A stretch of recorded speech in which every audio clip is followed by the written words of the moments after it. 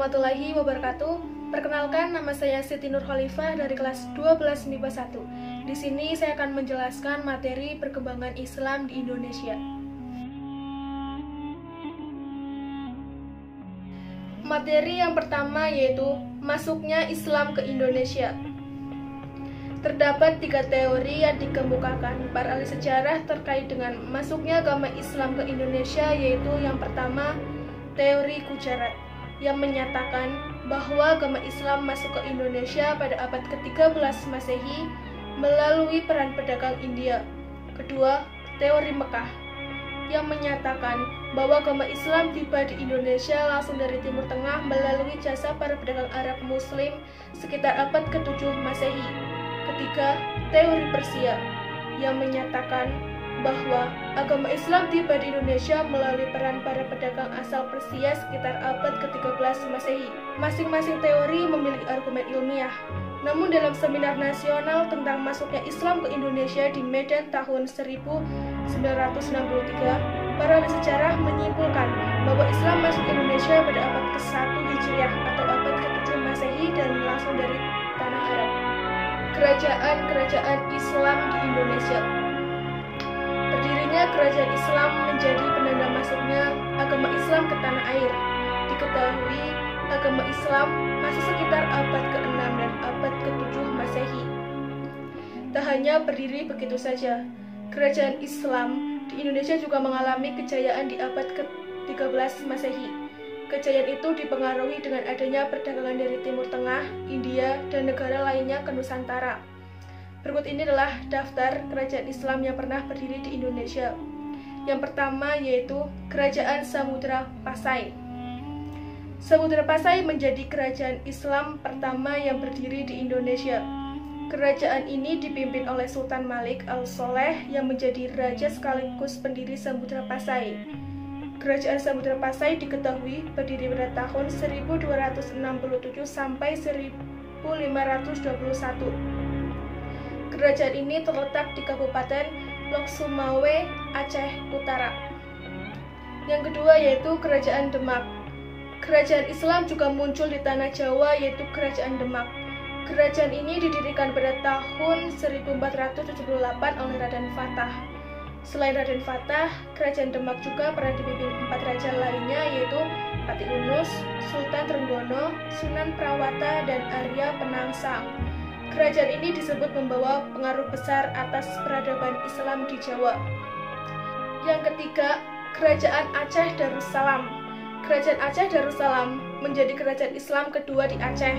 Kerajaan ini didirikan Sultan Ali Muhayyad Shah di Banda Aceh pada 1496. Kerajaan Aceh Darussalam dikenal menyuarakan perlawanan terhadap imperialisme Eropa. Kerajaan ini juga dikenal menjadi penghasil lada terbesar di masa kejayaannya. Yang keempat, Kerajaan Islam Banjar. Kerajaan Islam pertama di tanah Kalimantan diketahui didirikan Raden Samudra pada 1520. Kerajaan tersebut bernama Kerajaan Banjar. Setelah wafat, tahta Raden Samudra digantikan oleh Sultan Rahmatullah. Yang kelima yaitu Kerajaan Mataram Islam.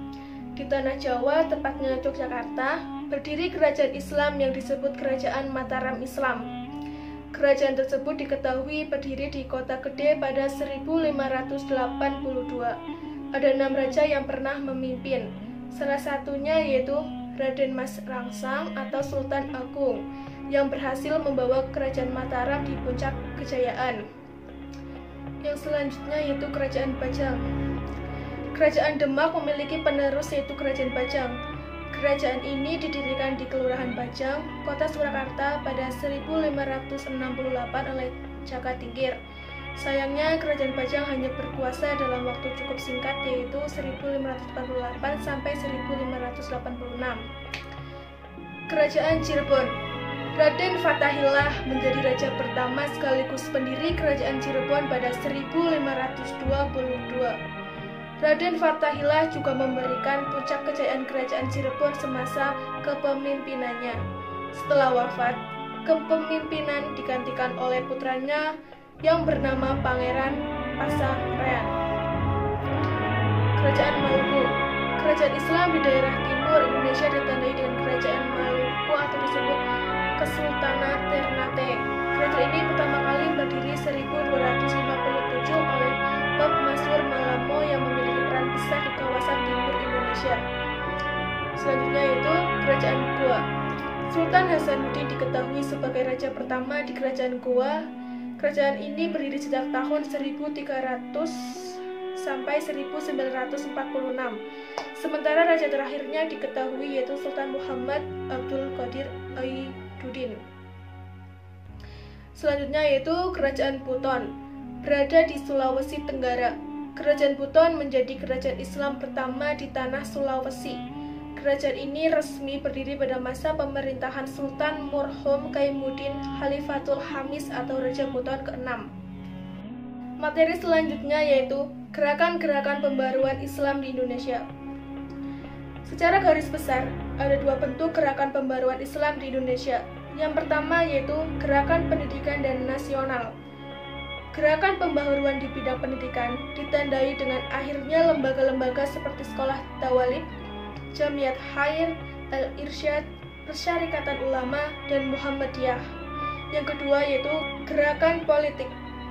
Gerakan pembaharuan di bidang politik ditandai dengan berdirinya Ormas dan Orsoskol. Sikap dan perilaku mulia yang harus kita kembangkan sebagai implementasi dari pelajaran tentang sejarah perkembangan Islam di Indonesia antara lain sebagai berikut. 1.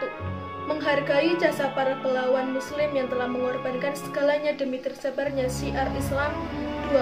Berusaha memahami dan menganalisis sumber-sumber sejarah untuk mendapatkan informasi terkini dan valid mengenai sejarah Islam. Mengingat terbatasnya sumber data dan perdebatan para pakar tentang validitas data sejarah. 3. Meneladani sikap dan perilaku para tokoh teladan pada masa permulaan masuknya Islam yang mengedepankan cara damai. 4. Menjadikan semua aktivitas dalam hidup yaitu pernikahan, perdagangan, kesenian, dan lain-lain sebagai sarana syiar Islam dan dakwah. 5. Belajar dari para tokoh penyebar Islam di Indonesia yang memperkenalkan dan mengajarkan Islam kepada penduduk setempat tentang Islam. Sekian penjelasan materi perkembangan Islam di Indonesia.